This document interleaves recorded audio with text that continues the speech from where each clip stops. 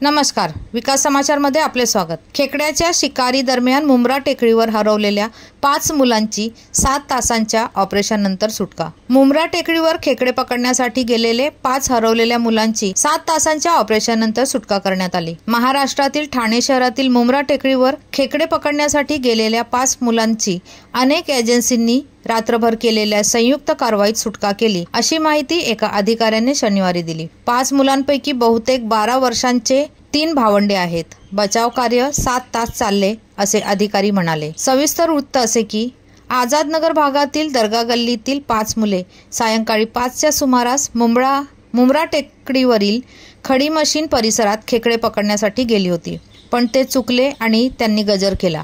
त्यावेळी तेथून जाणाऱ्या काही व्यक्तींना आवाज आला।